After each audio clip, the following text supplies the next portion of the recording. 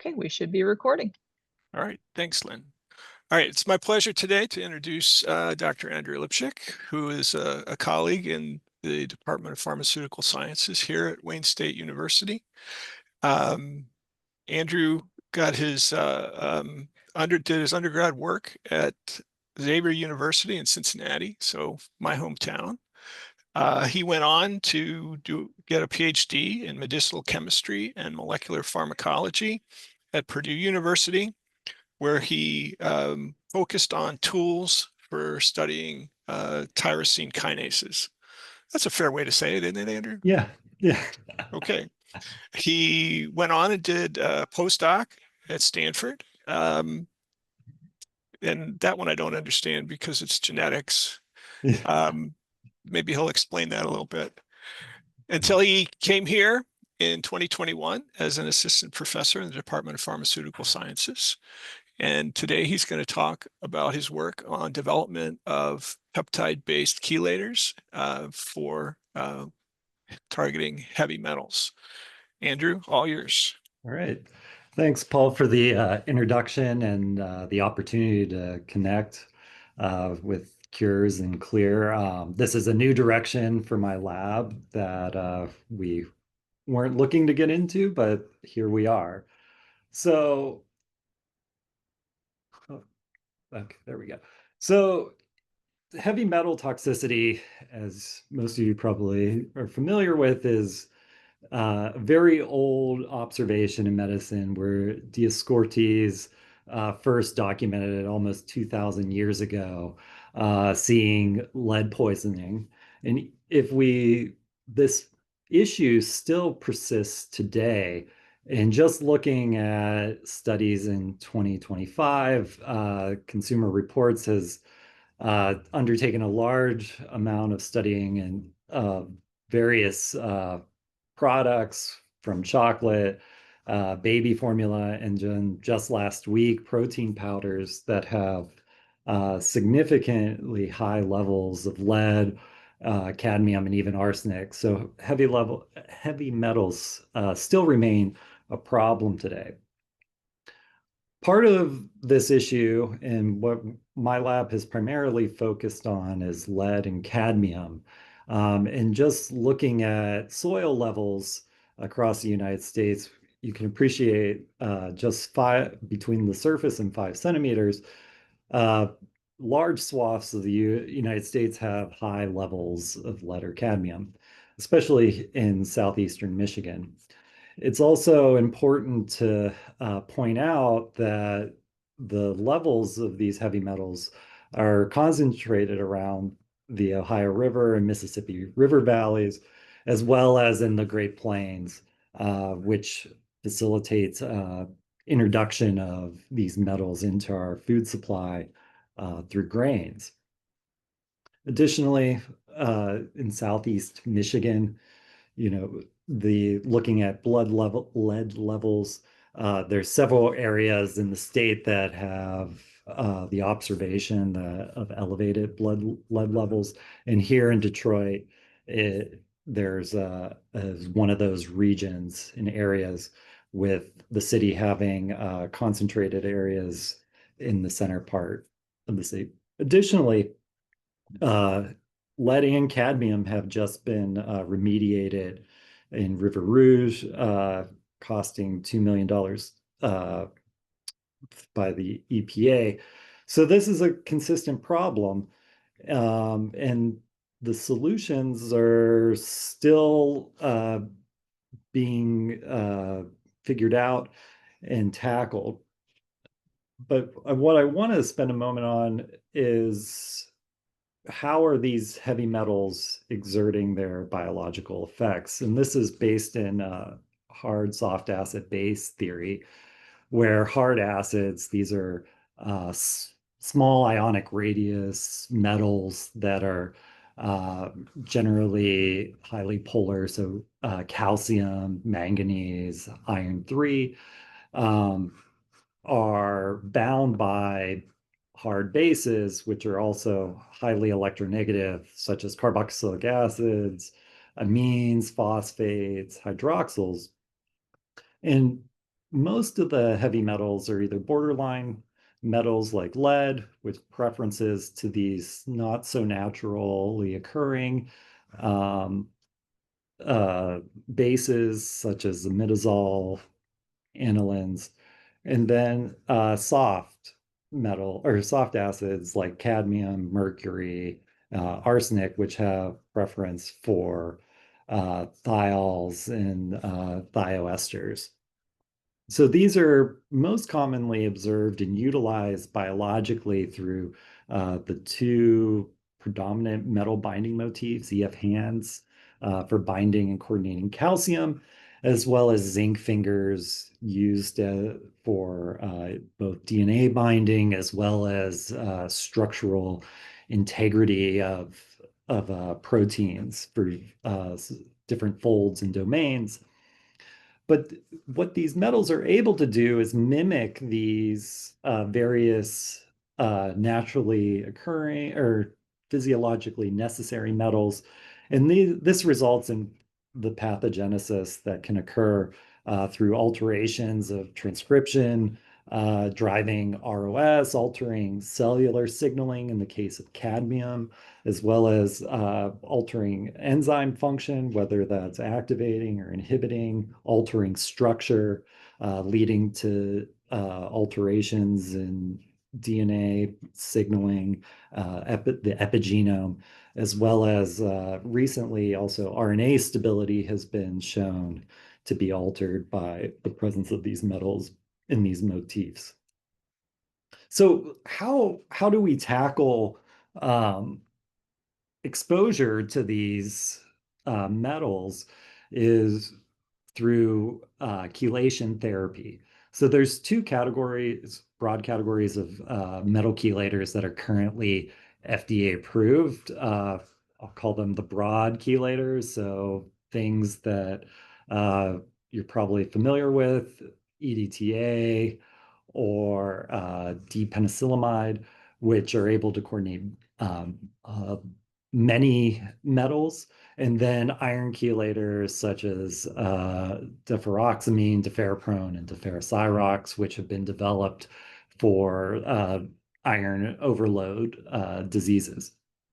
But considering these chelators, if we look at their uh, specificity and binding preference based on their log beta, which is similar to KD. So the higher the value, the tighter the binder is.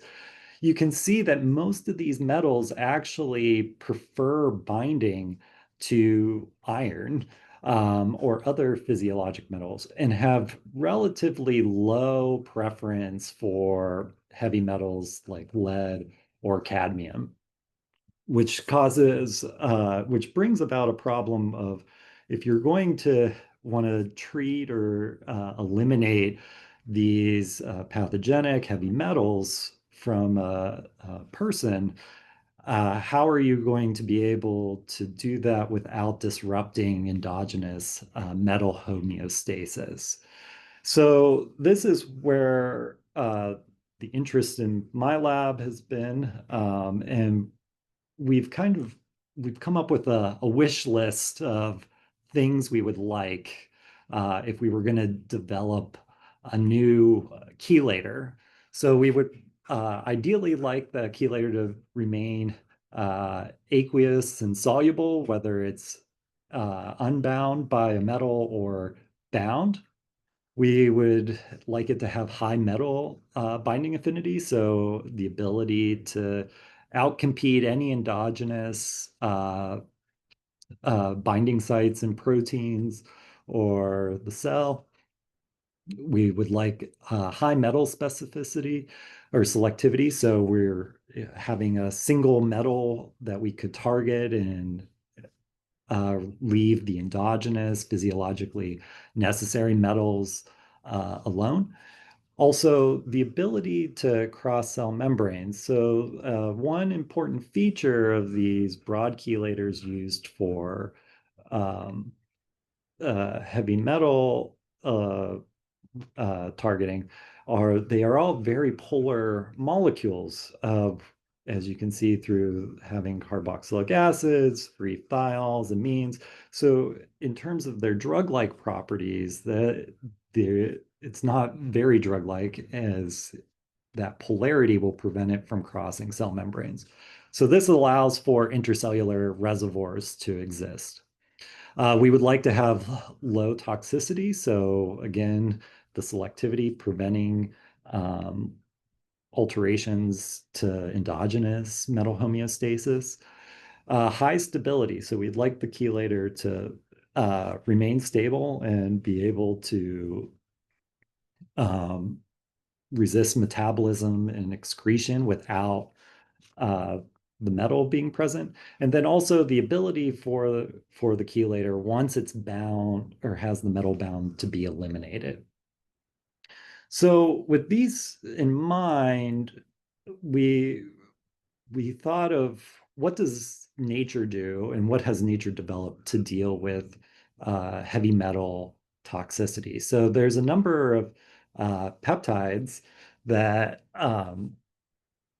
evolution has selected for to help mitigate and remediate heavy metal exposure endogenously, starting with glutathione. So you can see it's maintaining those similar functional groups of our current chelators with carboxylic acids and thiols, and it's able to form a multimeric structures where it can coordinate a single metal ion at a 3-to-1 or 2-to-1 stoichiometry.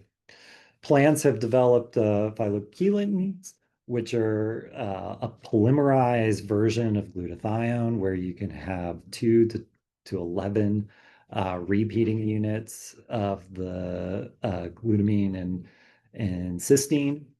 These proteins are structurally intrinsically disordered and are able to sink up to 7 metal ions. And then also similar to the metallothiolins, which can also, again, have this repeating thiol unit with a 1 to 2 amino acid linker in between.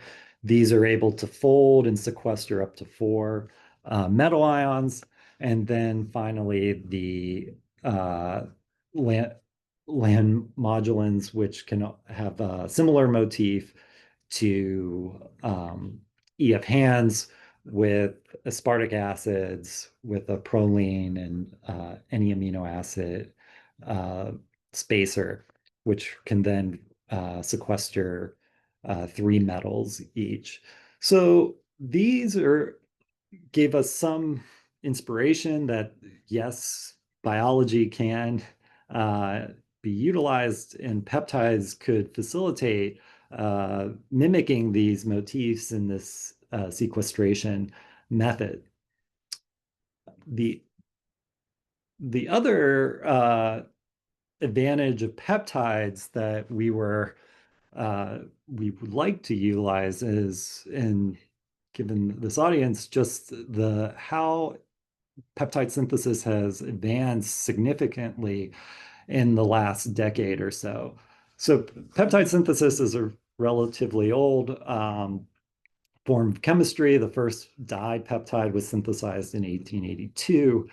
And through time, that the ability to make longer peptides has gone on.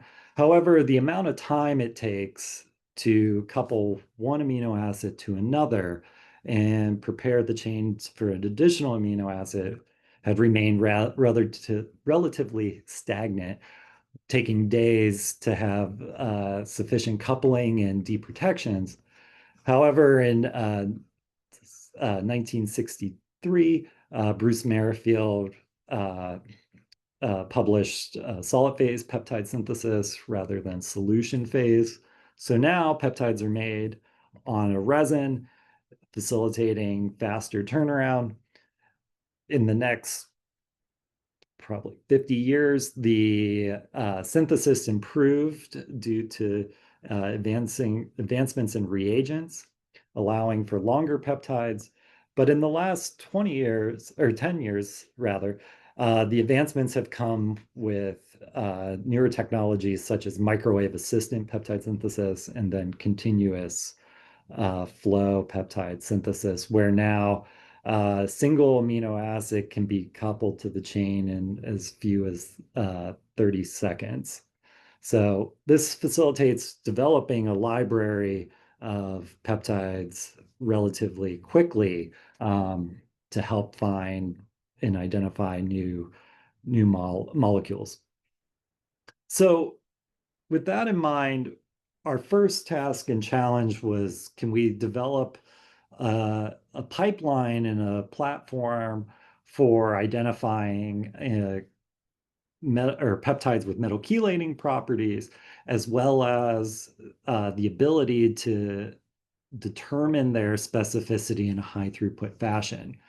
So most peptides in the literature have low micromolar binding affinities. So we wanted to have a compound that would bind in the single digit micromolar range and also have universal binding across all the physiologic metals.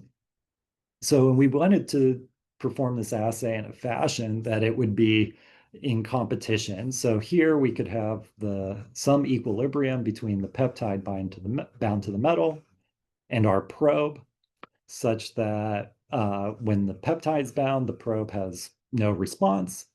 But if the probe is bound to the metal, there's some response we can measure while the peptide's unbound. So this allows us to mimic physiologic conditions where that would be occurring in the cell or in serum, where you're having competition between the chelator and physiologic targets.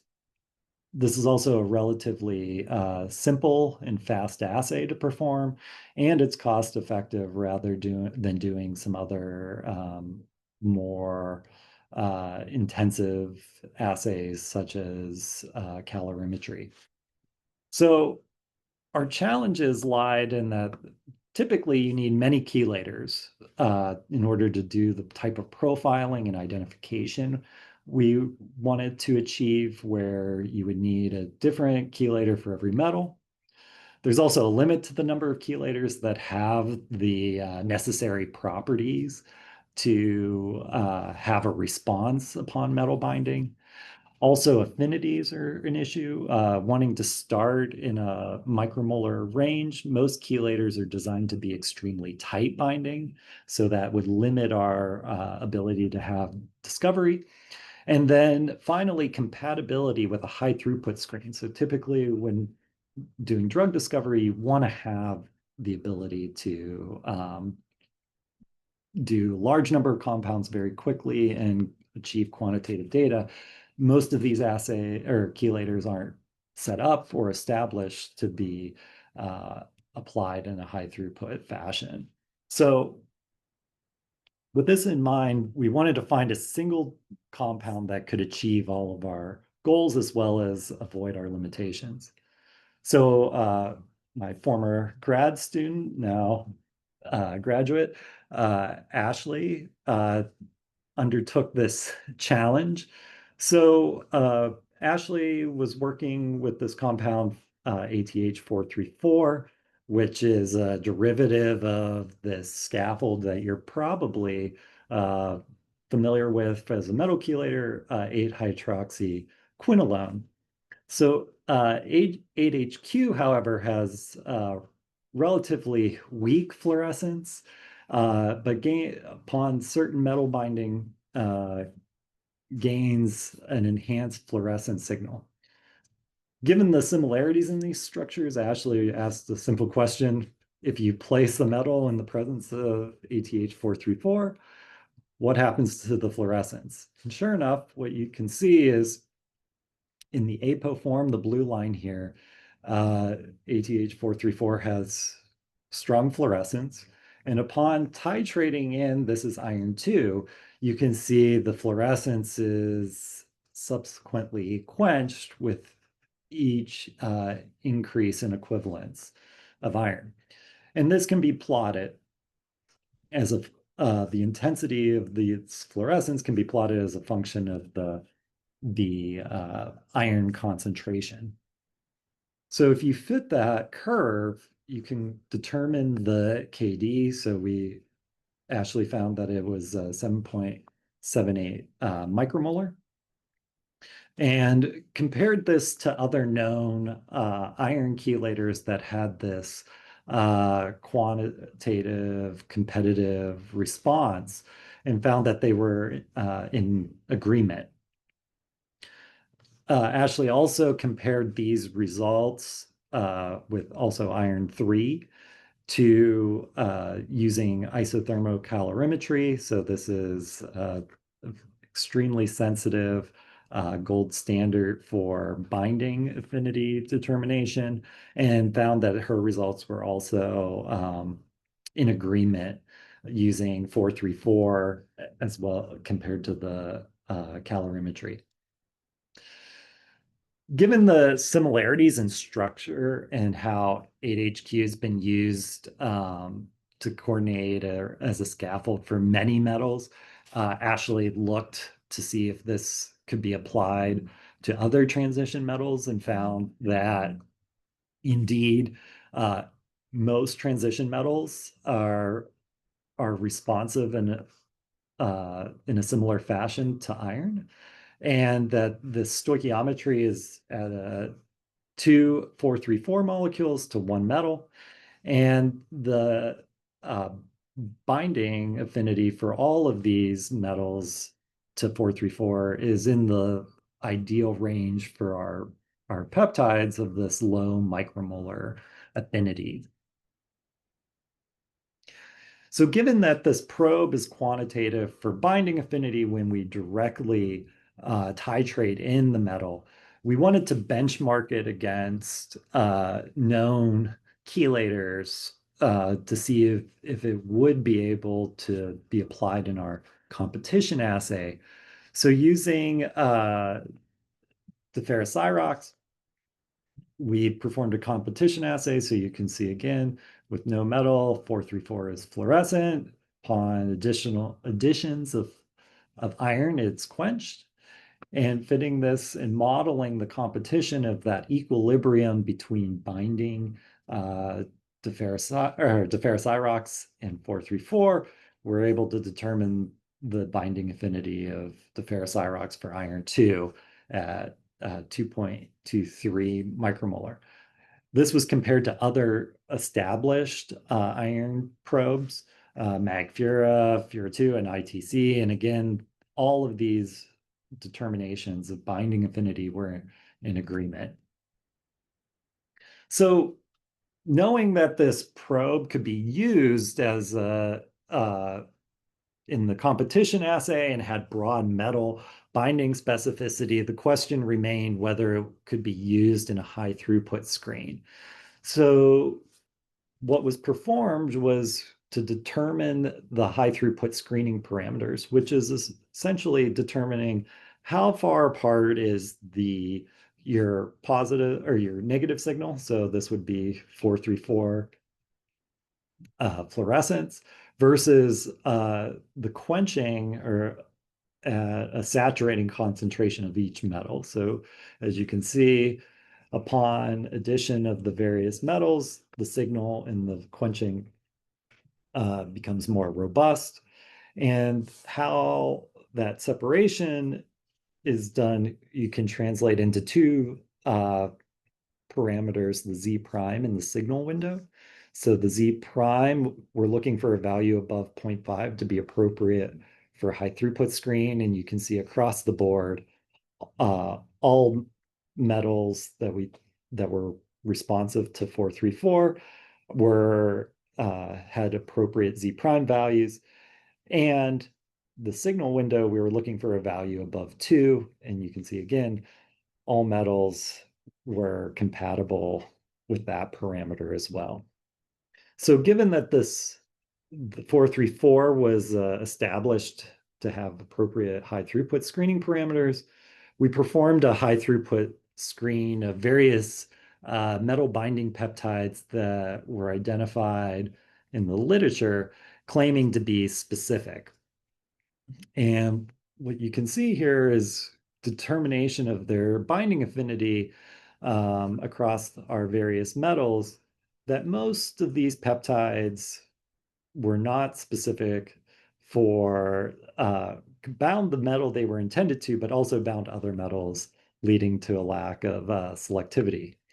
However, this one peptide claiming to be cadmium specific was indeed specific for cadmium at a low with a low uh, or upper, I guess, micromolar binding affinity. So given that this peptide was specific for cadmium, we were interested in the ability of it to be applied to rescuing cadmium toxicity. So first, we wanted to validate that it was non-toxic in HEK 293 cells. And you can see upon titration of the peptide here for the cadmium that it was relatively non-toxic up to about 100 micromolar. And this was comparable to also treatment with EDTA. As a negative control, we used the copper 2 binding peptide, as well as 434, which you can see has a very tight therapeutic window for chelation. So we performed a cadmium toxicity assay where the peptide or chelator was co-treated with cadmium. So here at our baseline, we have cadmium treated cells with no other therapy, no chelator. And the KD or the LD50 for this treatment was about 16 micromolar. So as a negative control to validate our high throughput screen, the copper peptide should have no binding, and upon treatment has no effect on the toxicity of cadmium. We treat it with ATH 434 since it did have some low micromolar affinity for cadmium, and you can see it does shift significantly the LD50. As a comparison, we used EDTA as one of the standard chelators for cadmium exposure, and you again an even greater improvement in the LD50 for cadmium, shifting the LD50 to 42 micromolar. But then finally, with our cadmium peptide, we had a significant improvement in the LD50. And we attribute this to the specificity of the cadmium peptide for two cadmium rather than other metals, so that the competition for endogenous binding is much lower. So overall, for the development of this tool, we have this probe now that we can then utilize for screening using fluorescence alterations upon metal binding. And we were able to achieve this modeling of binding where we can maintain the physiologic relevance. It's cost effective, fast, and simple, and we've eliminated many of our disadvantages, such as needing multiple chelators and multiple assays. We now are in the physiologic range, and then this is now well characterized across the metals. So attempting to use the chelator or the cadmium peptide again, this time now in a detoxifying study where we introduce the cadmium first, give it a head start for an hour, and then reintroduce the chelator. You can see we're able to rescue, shifting about a twofold increase in the LD50. However, we've lost the robustness of the chelation or that we saw when co-treated. So far we have this cadmium peptide now that are able to maintain solubility in the apo and the halo forms. We have high metal selectivity and low toxicity. So our next goal was, can we try to achieve high metal or improve metal binding affinity? So one of the striking features of this cadmium selective peptide when looking at the sequence is nothing about it really jumps out as being a cadmium chelator or being specific. And when you compare the sequence to those residues normally found involved in cadmium coordination in proteins and peptides, you can see it's normally aspartic acid and glutamic acid, followed by histidine, and then cysteine. And only within our peptide do we have this histidine. So the mechanism as to how this peptide was binding was a mystery. So trying to improve affinity, we weren't really sure where to start. So Aditi in my lab went about trying to characterize this binding. And as a peptide chemist, the approach is to do an alanine screen. So we substituted each amino acid to alanine. So we're maintaining stereochemistry, but removing the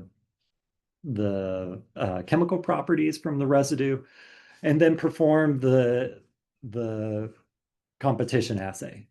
So upon performing the assay, what Aditi identified is that the histidine, serine, and lysine were the most critical residues for cadmium binding. To confirm this and further validate it, Suvik, postdoc in my lab, performed NMR characterization of the metal binding, again, using the alanine screen. Suvik was able to assign the protons within the peptide to each residue. So you can see most of our functional groups that are of interest are highlighted here in the zoomed in region. And when comparing the apo to the bound halo form, you can see there's very selective shifting of these peaks.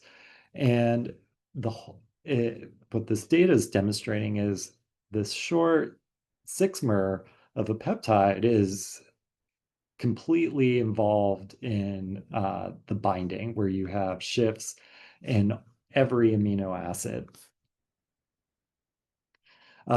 This was further validated by Suvik in 2D NMR using TOTSI, so you can see those shifts quite robustly, again, for the various protons. In collaboration with Tim Stemler's lab, we gained an even finer detail of the binding of the complex using X-ray absorbance spectroscopy, or XAS, where X-rays are fired at the complex, and the metal is able to be excited such that the highest energy electrons are ejected with a specific energy that's characteristic. That energy can then be modeled in the extended spectra. And what we are able to determine is what atoms are present in the coordination sphere and the coordination number. So we find that it's oxygen or nitrogen atoms, all coordinating with a bond length of 2.33 angstroms, and that coordination number is 4. So having identified that the 3 most critical residues for binding are the histidine, serine, and lysine. What was interesting is all three of these residues are either hard or borderline bases, um, which if we're going to improve the affinity, we were interested in trying to apply hard soft acid base theory.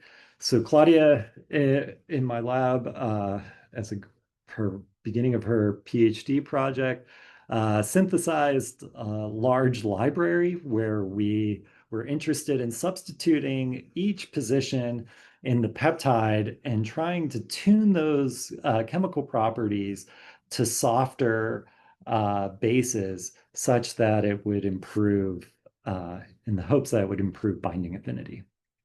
So the first pass, we introduced several substitutions to the histidine, so thiazolidine, thioethene, and pyrimidine. And you can see the polarizability, so how these ligands are tuned are shifting. And you can see in the competition assay, we find everything from no binding to slightly tighter binding or weaker binding. And that's also reflected in the NMR shift. So you can see again in the wild type with the histidine, robust shifting, whereas our two other peptides with some binding, a much weaker shift. Whereas the pyrimidine and the 3-pal, there's no shift in the NMR. So with this in mind and some improvement, we also altered the orientation of the thioethene as well as the length of the side chain as you would in a medchem approach. And what we found is that changing orientation or changing the length also resulted in loss of binding, where only the orientation in the 3 position with the alanine length or side chain length as histidine would have maintain binding.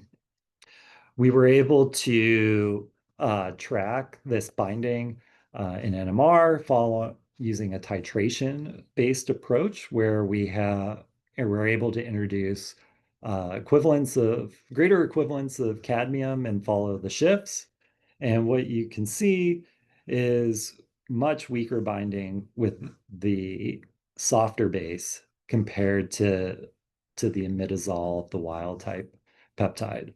So we're still characterizing more peptides in this library, but the initial results suggest that shifting to a softer base will not improve the binding affinity for this peptide at the 1 position.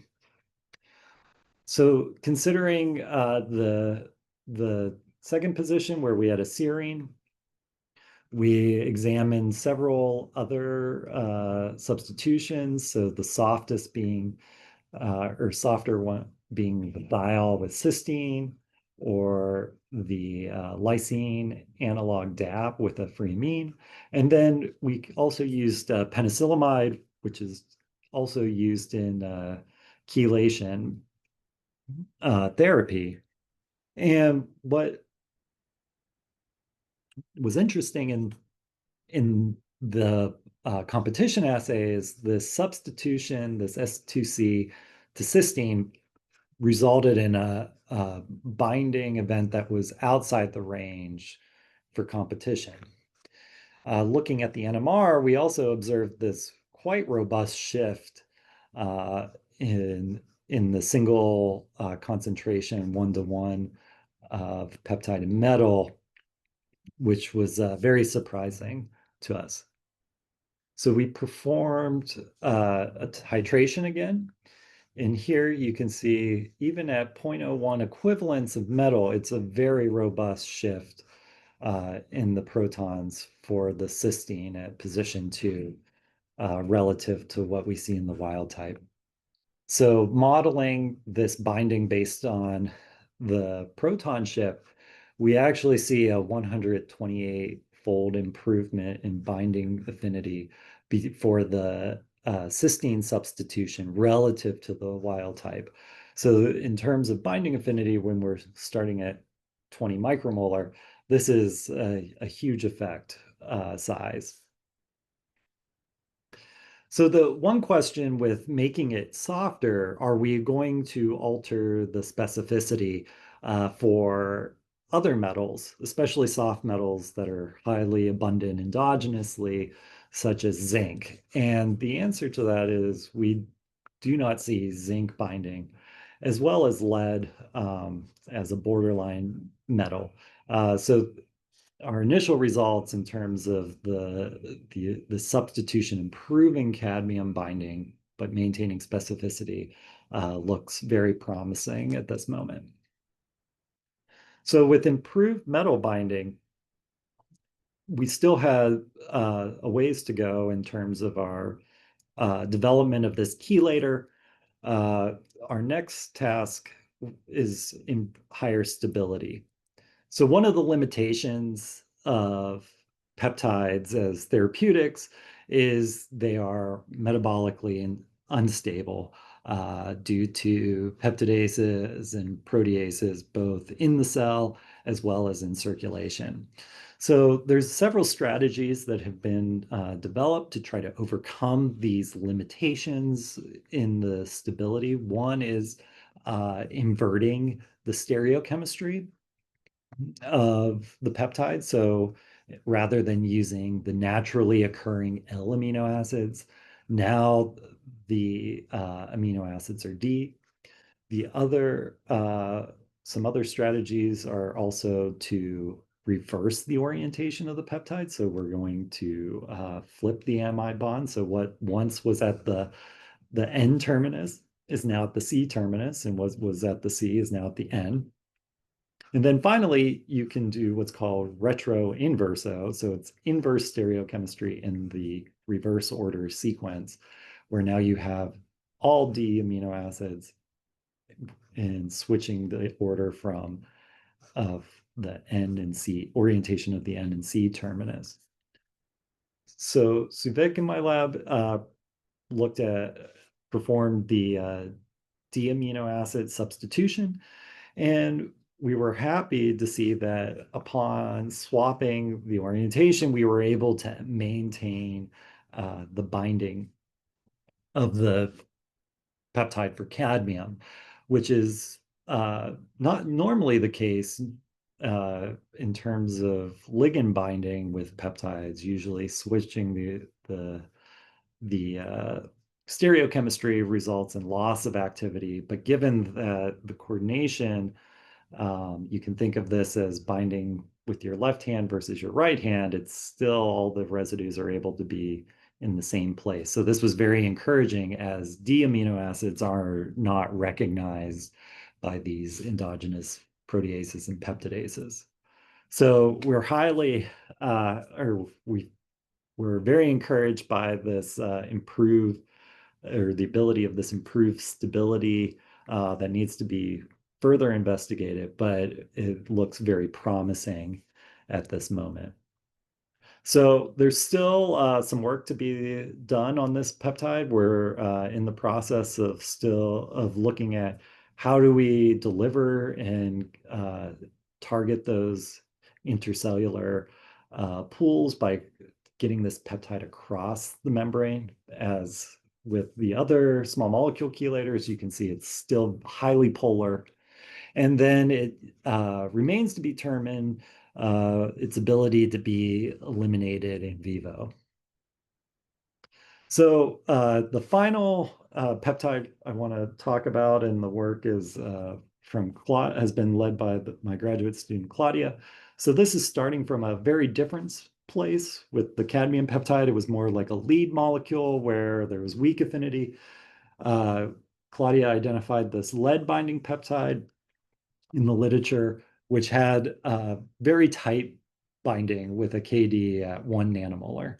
Also interesting, using the ITC, she was able to demonstrate that not only does this peptide have the ability to bind one lead molecule, but also two.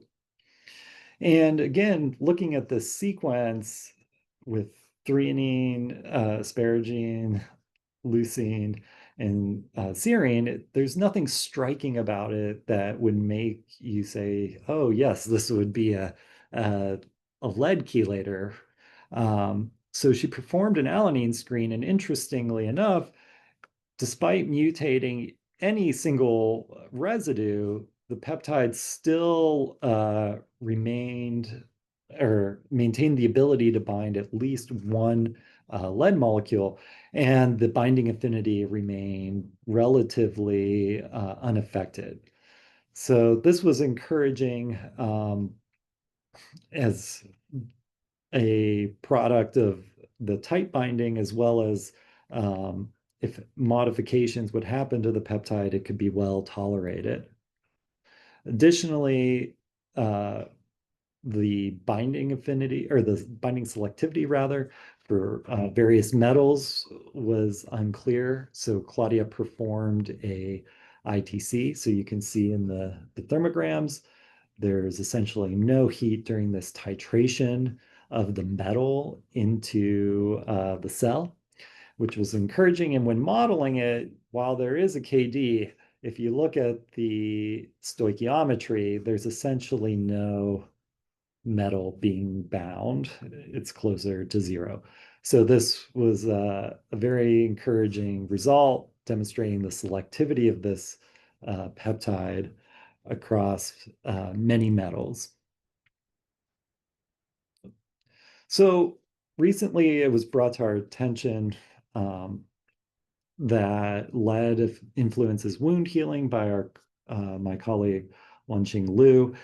So to test this peptide on some lead-driven effects, we performed a scratch assay for wound healing with treat it with lead or with our peptide, both our lead binding peptide, both in the L and then in the D form. And what became obvious after 24 hours is that lead, again, accelerates the wound healing process, but in the presence of the D peptide, but not the L, you can see that you can rescue that phenotype. And this we attribute to, again, the stability of the D peptide relative to the L, that it's able to sequester lead longer and maintain that stability. Andrew, what concentration of lead is used in that assay? I believe it was 100 nanomolar. Okay, thank you. Yeah. So another phenotype we were interested in is iron 2 mobilization upon heavy metal treatment. So this assay Claudia performed was using ferro orange. So it's iron 2 a selective dye. So as a control here, you can see the cells were treated with iron ammonium sulfate. So tons of intercellular iron is now available as iron 2, and you can see the cells become quite bright orange. So this gives us our positive control that the dye is working. Upon no treatment with lead or chelator, you can see there's some uh, orange cells, but for the most part, it's pretty low levels. Upon lead treatment, you can see there's greater uh, orange in the cells, but upon with the presence of either chelator, you can see again, we're able to rescue that mobilization phenotype that we observe. So hopefully, just to summarize what I presented, we've established this 434 tool compound as a pipeline for discovering metal specificity for peptides, starting from an unbiased perspective. Utilizing hard soft acid base theory can tune the properties for improved affinity of these peptides, and that peptide based chelators can be used to rescue metal dependent phenotypes. So with that, I want to acknowledge the people in the lab that have done this work. So Ashley, my former grad student, Suvik, Claudia, and Aditi really have driven so much of this and have done an incredible job. And then some further work we have going forward off of these projects with collaborators like Tim Stemler, Ed Goldenberg, Mark Van Berkom, Alice Walker, and Tazee Plateau. And with that, I'd be happy to take your questions. Thank you very much, Andrew. Questions from the audience? I do have a couple. Mhm. So with you were surprised that the D amino acids and the peptides didn't change the affinity very much. Mhm. Is that do you think that that's at least partially because it's such a short peptide? Yeah, I think it's partially that. Also, we have some uh, data like modeling with Alice Walker about how that peptide's behaving. Um, that it's at least preliminarily, it looks like the valine phenylalanine motif creates like a little hydrophobic pocket that flips the other four residues Hmm. out into solution. Okay. And then that's where all the coordination's happening. Okay. And then if I could ask another one, Mhm. early on in your talk, you mentioned the EF hand and the zinc finger Yes. proteins. You sort of skipped the C2s, um, which Yeah. um, are a good candidate for the binding targets Mhm. for lead toxicity. Mhm. So, any thoughts on working with those proteins? Yeah, we're in the process because one of the big questions we still have is how tight is tight enough? Hmm. And understanding like adapting the competition assay where we can compete against endogenous targets that we know have the affinities we're looking for. So we've synthesized some zinc fingers and some EF hands that we think are good candidates. So we're in the process of trying to characterize the metal binding of Hmm. those. Because also it's in that range where it's very achievable synthetically as a peptide. Hmm. Okay. Juan Qing, do you want to? So go ahead, Juan Qing. I guess I can just ask. I think this is excellent work, Andrew. As we discussed many times, I think this open new avenue to a lot of places. Um, my question is whether the peptide has any like a potential selectivity to certain tissue or organ. You consider potential like targeting. Yes. For instance. So we've done as a peptide guy, my first thought to get these in the cell was oh, we'll just put a cell penetrating peptide on. Hmm. That will give us delivery and also tissues selectivity. Um, the issue is when you do that, you just end up carrying the metal in. Hmm. There's no way for the peptide to go back out. So that is the challenge. But we have done some work with Mark Van Berkom on delivery of the peptide to Drosophila brains. So and it looks pretty good with the chelators tagged with a targeting peptide. Okay. Any other questions? If not, then once again, thank you very much, Andrew. great talk and appreciate you being here today. All right. Thanks for having me. All right. All right. Bye-bye, everybody. Thank you, everyone. Have a good day. So Andrew, the other thing about EF hand proteins, particularly calmodulin, is the target affects the affinity.